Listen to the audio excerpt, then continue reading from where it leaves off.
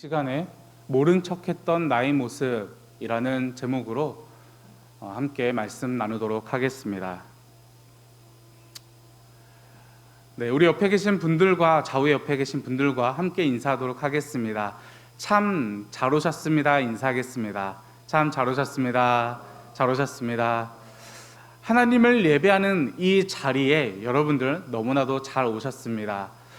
여러분들의 자리는 지금 각 가정과 처소에 계시지만 바로 그곳에서 하나님을 예배하기 위해서 시간을 내어 함께 모인 그 자리에 너무나도 잘 오셨습니다. 오늘 말씀은 우리가 지난주에 담임 목사님을 통해서 함께 나눈 발람의 이야기입니다.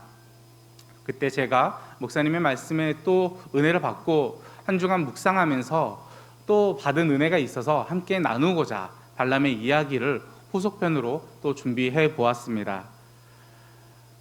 사람은 누구에게나 부족한 모습이 있습니다. 누군가에게 쉽게 짜증을 내고 또 욱하는 모습, 이런 모습들이 있고요. 또 사람들의 말에 경청하지 않고 자신의 말만 옳다 말하는 사람들도 있을 것이며 여러 가지 부족한 모습들이 모두에게 있습니다. 그런데 이 부족한 모습을 사람들은 타인의 입을 통해서 들으려 하지 않는 것 같습니다. 참 반대로 타인의 단점은 우리에게 너무나도 잘 보입니다. 누구가 어쨌네, 누구가 어쨌네. 저 사람은 저것만 좀 고치면 좋을 텐데, 저 사람은 이 부분이 마음에 안 들어 라고 말하면서 타인의 단점은 너무나도 잘 보지만 또 반대로 타인의 입을 통해서 자신의 단점을 듣기는 참 싫어하는 것 같습니다. 이러한 모습은 동서고금을 통틀어서 모든 사람이 그런 것 같습니다. 당장 저부터만 해도 다른 사람의 타인의 단점은 잘 보지만 자신의 단점을 듣기 싫어하는 것은 동일한 것 같습니다. 그리고 이러한 모습은 오늘 성경에 나오는 이스라엘 백성들도 동일했을 것 같습니다. 이스라엘 백성들은 민수기를 제 생각이지만은 어쩌면은 굉장히 읽고 싶지 않은 성경일 거라 생각이 듭니다. 민수기에는 이스라엘 백성들의 못난 모습이 너무나도 많이 기록되어져 있기 때문입니다. 이스라엘 백성들이 하나님께서 이스라엘 백성들을 보호하시고 인도하시고 그들을 지켜주시지만 이스라엘 백성들은 계속해서 끊임없이 하나님께 원망하고 불평, 불만을 하고 있습니다. 그렇게 민수기의 본문이 시작되는 가운데 그들에게 참 반가운 본문이 나타납니다. 자신들보다 더 탐욕적이고 자신들보다 더 못된 사람 같아 보이는 발람이 등장하는 것입니다. 이스라엘 백성들은 이 민수기를 읽으면서 한편으로는 마음에 찔렸지만 발람의 이야기를 보면서 발람은 참 못됐어, 발람은 참 나빠 라고 말하며 자신들이 하나님을 원망하고 불평불만했었던 그 모습들은 모른 척 해왔었던 것은 아닐까 생각이 들어집니다. 하나님은 이 발람의 이야기를 통해서 이스라엘 백성들에게 어떤 메시지를 주고 싶었던 것일까요? 민수기 저자는 이스라엘 백성들의 이야기가 진행되는 그 가운데 발람의 이야기를 그 한가운데 기록하면서 이스라엘 백성들에게 어떤 메시지를 주고 싶었던 것일까요? 함께 발람의 이야기를 살펴보면서 하나님께서 성경을 통해 우리에게 주시고자 하는 메시지가 무엇인지 함께 나눠보도록 하겠습니다. 발람의 본문의 시작은 21장에서부터 시작이 됩니다. 이스라엘 백성들이 광야를 지나면서 많은 전쟁이 있었고 많은 승리를 하였습니다. 그리고 그 앞장 21장에서 아모리 족속과 전쟁을 하게 됩니다. 이스라엘 백성이 내가 이 길을 지나갈 텐데 이 길에 우리가 좀 지나갈 수 있도록 길을 터달라라고 아모리 왕인 시온 왕에게 부탁을 하였고 시온 왕이 이것을 거절하였습니다. 이때 이제 아모리 왕과 이스라엘 백성이 전쟁을 하게 됩니다. 이 전쟁에서 이스라엘 백성들이 승리하게 되었고 이 소문을 모압 왕 발락 왕이 듣게 되었습니다. 모압은 아모리와의 전쟁에서 패배한 경험이 있습니다. 자신들을 패퇴시킨 이 아모리를 이스라엘 백성이 이겼으니 이스라엘 백성들이 더 두려워진 것이 사실입니다. 이 두려움 가운데 저들이 우리를 치면 어떡할까? 저들이 우리를 무찌르면 어떡할까? 우리에게 공격해오면 어떻게 할까? 우리는 가만히 앉아서 저들의 그 전쟁에서 패배를 맛보아야 할 것인가? 라는 걱정과 불안, 두려움이 있었고 그것을 타개하고자 한 주술사를 섭외하였습니다. 당시 용하다고 말할 수 있는 발람을 초청하여서 이스라엘을 저주해달라. 그러면 우리가 전쟁에서 이길 것이 아니냐라고 말을 하게 됩니다. 그래서 발락 왕은 발람에게 신하를 보내서 재물을 주겠다 약속을 하며 이스라엘을 저주해달라라고 부탁을 합니다. 발람이 그 초청하는 이야기를 듣고 잠시만 기다려달라, 내가 하나님께 기도해 보겠다라고 말하면서 기도하러 갑니다. 자, 여기까지 모습 가운데 이 발람은 어떤 사람 같아 보입니까? 중요한 순간 앞에 하나님께 기도해야겠다, 내가 하나님의 뜻이 무엇인지 기도해 보겠다라고 말을 하고 있습니다. 여기까지만 보면은 발람은 우리에게 이렇게 비춰질 수 있습니다. 매사에 하나님의 뜻을 따라 하나님의 음성에 귀 기울이는 참된 선지자의 모습이다라고 생각할 수 있을 것 같습니다. 하나님께서 발람에게 3가지를 말씀하셨습니다. 그들과 함께 가지 말라, 이스라엘을 저주하지 말라, 그들은 복을 받은 자들이다 라고 말을 합니다. 이 3가지를 말씀을 하시고 발람은 3가지 말씀을 듣고 그리고 그 신하들에게 다시 찾아갔습니다. 내가 하나님의 말씀을 듣고 왔습니다. 내가 하나님께 기도하자 하나님이 나에게 음성을 주셨습니다 라고 말하면서 하나님의 말씀을 전하는데 이 3가지를 모두 다 전하지는 않았습니다. 하나님께서 하신 말씀에서 가장 중요한 것은 이스라엘 백성들이 복을 받은 자들이니 저주하지 말라라는 이 부분이 가장 중요했던 것인데 가장 핵심적인 내용은 쏙 빼놓고 그들에게 함께 가지 말라고 말씀하셨다라는 것만 말하게 됩니다. 발락 왕은 발람이 튕기는 것인지 아니면은 흥정을 하는 것인지 무엇인지는 모르겠지만은 한 번 더 그를 초청하게 됩니다.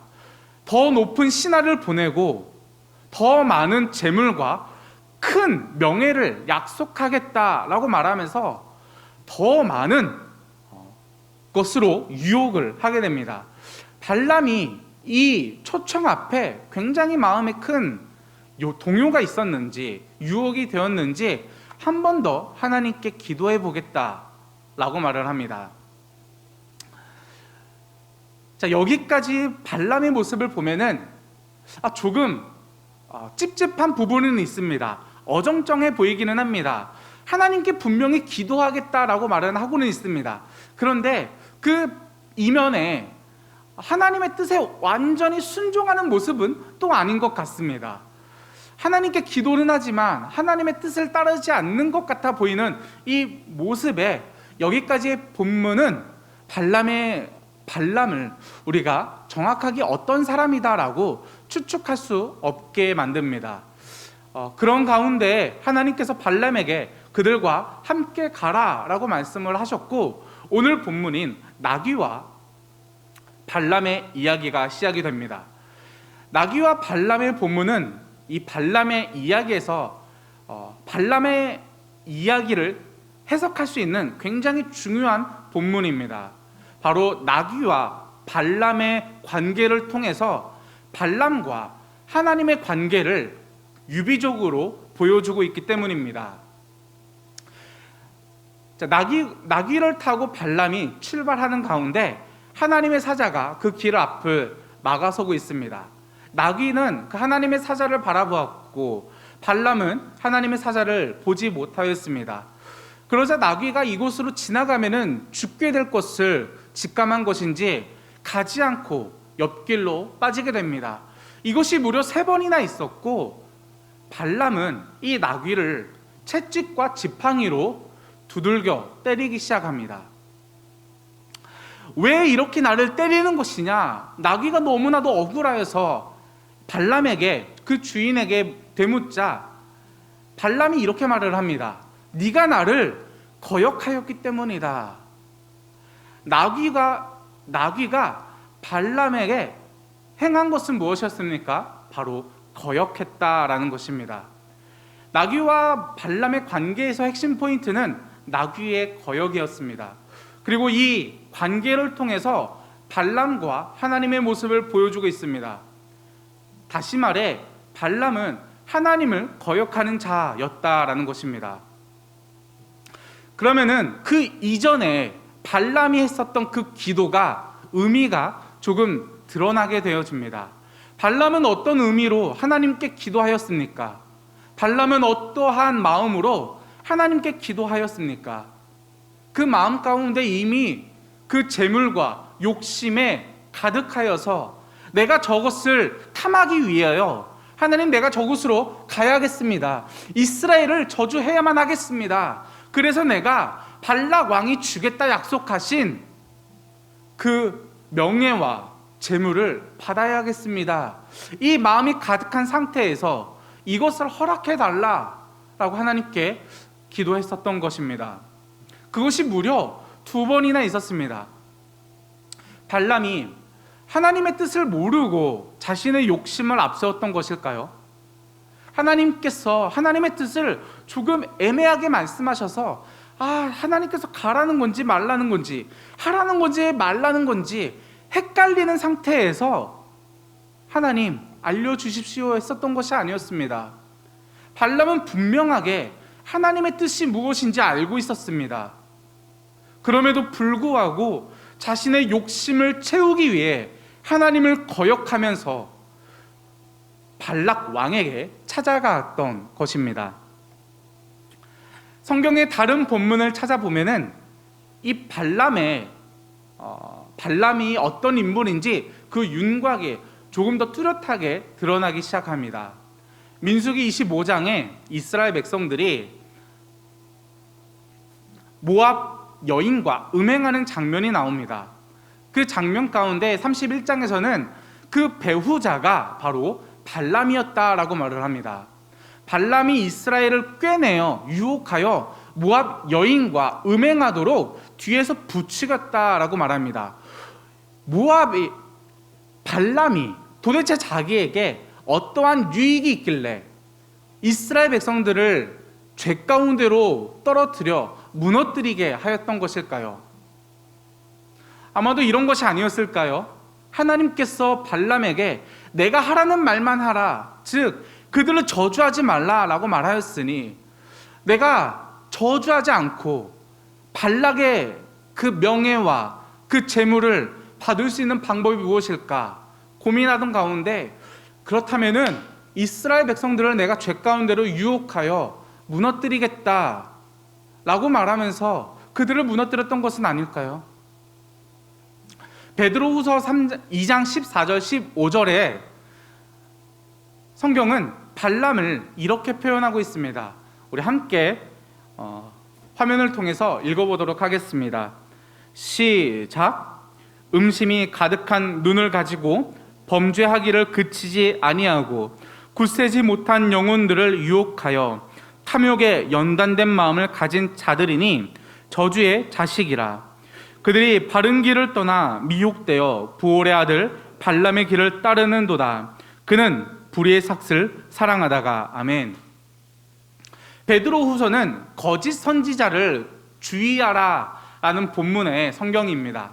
당시 있었던 사람들에게 거짓 선지자들이 일어나고 있으니 거짓 선지자는 마치 이러한 사람들이다 라고 말하면서 이들을 주의해라 라고 말하는데, 그 거짓 선지자들을 누구와 같이 표현하고 있습니까? 바로 발람의 길을 따르는 자들이다 라고 말합니다.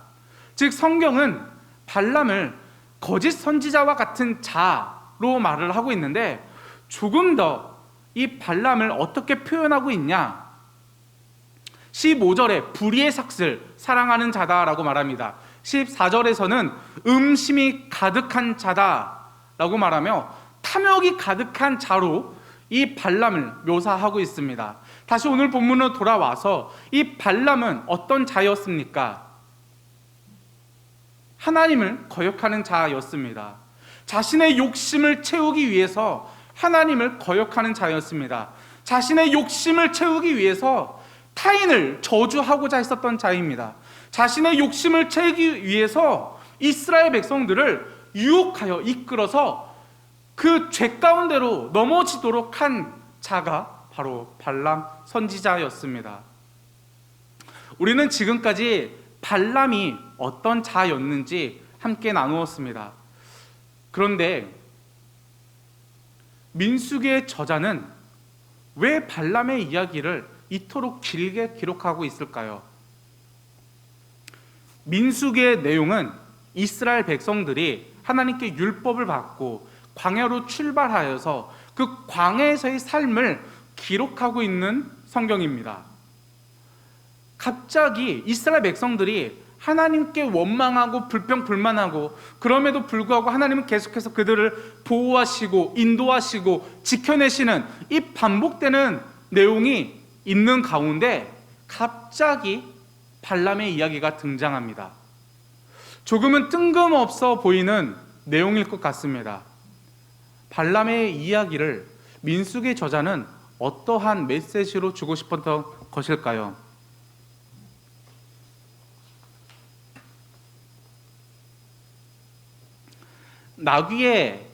나귀와 발람의 이야기를 보면서 이 나귀와 발람의 관계가 발람과 하나님의 관계를 유비적으로 보여주고 있다라고 나누었습니다. 그리고 발람과 하나님의 그 관계는 민수기에 나오는 이스라엘 모습과 하나님의 관계를 다시 또 보여주고 있습니다. 이스라엘은 하나님께 말씀을 받았습니다. 율법을 받았습니다. 그리고 우리가 광야에서 어떻게 살아가야 하는지 하나님께서 가르쳐 주셨습니다. 그것이 9장까지의 내용이었습니다. 그리고 10장에 이스라엘 백성이 광야로 출발하는 장면이 나옵니다. 딱 한 장이 지나 11장이 되었을 때 이스라엘 백성들은 하나님께 원망과 불평, 불만을 하기 시작합니다. 10장에서 이제 막 출발하였는데 11장, 한 장밖에 지나지 않은 그 가운데 이스라엘 백성들은 계속해서 하나님께 원망하고 불평하고 불만하고 있었던 것입니다. 무엇 때문에 그들이 그토록 하나님을 원망했을까요? 11장의 내용을 보면은 그들이 고기를 먹지 못했기 때문에 하나님께 이렇게 불평, 불만의 목소리를 내고 있습니다. 즉, 지금 이스라엘 백성들은 자신의 욕심, 자신의 바램, 자신들이 원하는 바가 이루어지지 않았다고 해서 하나님께 원망하고 있었던 것입니다. 심지어 애굽에서 노예로 살았었던 그 고통에 가득 찬 그때의 삶을 그때 우리가 참 좋았지 라고 말하면서 기억을 날조해 가면서까지 하나님을 원망하고 있었다라는 것입니다.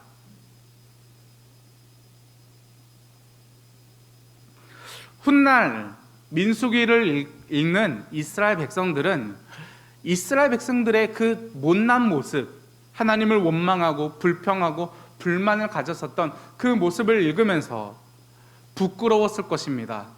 그리고 또 한편으로는 나는 그러지 않는데, 나는 하나님을 정말 잘 따르는데, 나는 하나님의 말씀대로 살아가고 있는데 라고 말하면서 바로 뒤에 이어오는 발람을 비판하고 정죄했을지 모릅니다.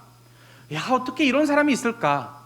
하나님의 뜻을 분명히 알면서도 어떻게 하나님의 그 뜻을 거역하고 이스라엘을 저주하면서까지, 이스라엘을 죄 가운데 빠뜨리면서까지 자신의 욕심을 채우려 했을까?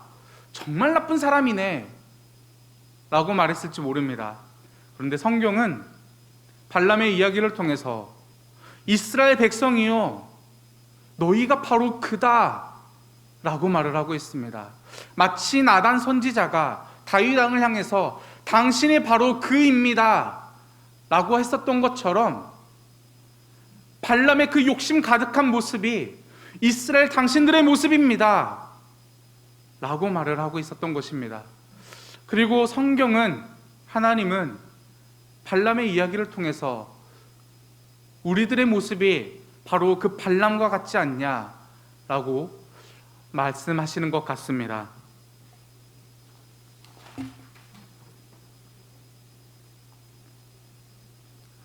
성경에서 발람은 이렇게 표현되고 있습니다.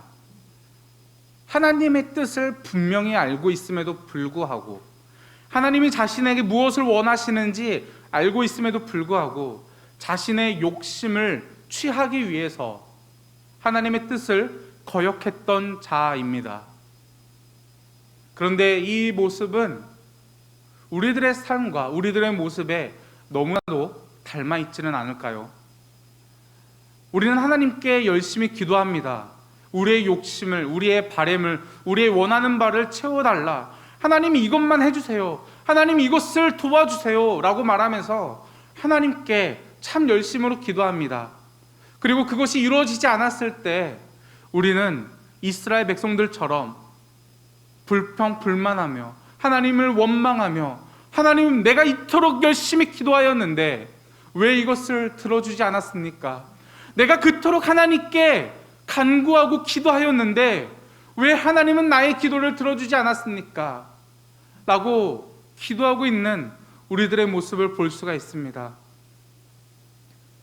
우리의 일상의 삶 가운데에서도 우리들의 욕심과 우리들의 유익과 우리들의 평안한 삶을 살아가기 위해서 타인을 무시하고 짓밟고 그들의 아픔을 함께하지 아니하고 그들을 배려하지 않으면서 우리들의 즐거움과 평안한 삶을 추구해가고 있었던 우리들의 모습을 볼 수 있지 않았을까요?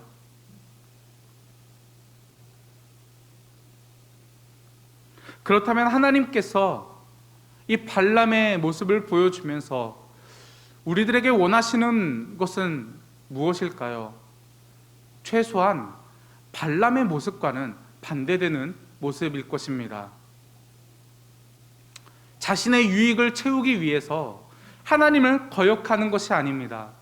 자신의 유익을 채우기 위해서 타인을 저주하지 않는 것입니다.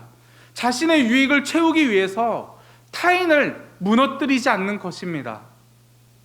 그것은 성경에서 이렇게 말하고 있는 것 같습니다. 하나님을 사랑하고 또 이웃을 사랑해라. 발람의 모습은 철저하게 이웃 사랑에 대해서 무너진 모습을 보여주고 있습니다. 그리고 우리에게는 하나님께서 우리에게 말씀하신 하나님 사랑과 이웃 사랑이라는 절대적인 기준을 분명하게 알고 있습니다.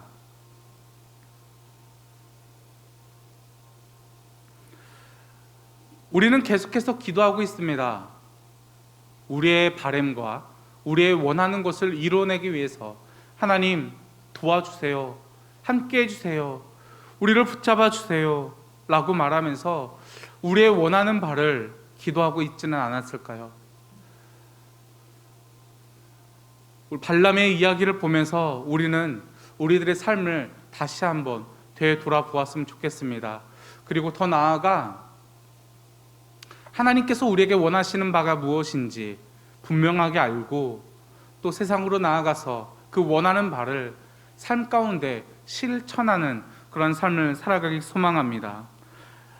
하나님은 지금 우리에게 이렇게 말씀하십니다. 하나님을 사랑하고 또 이웃을 사랑해라. 지난 주 중에 폭우로 인해서 침수 피해를 받은 그 지역을 찾아가 보았습니다. 그리고 침수 피해를 받은 분들이 임시 대피 시설로 모여 있는 주민센터도 가 보았고 또 한참 복구 작업 중인 그 길을 지나가면서 말문이 턱 하고 막혔습니다.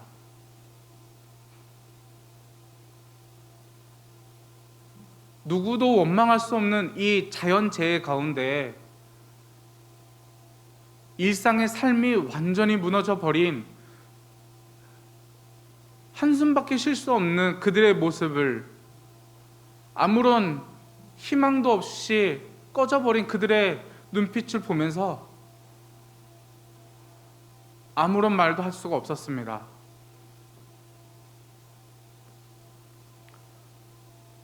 일상이 무너져버린 그들의 아픔을,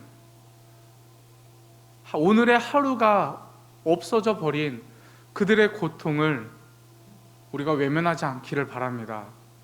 하나님은 우리에게 분명하게 말씀하십니다. 하나님을 사랑하고 또 이웃을 사랑해라.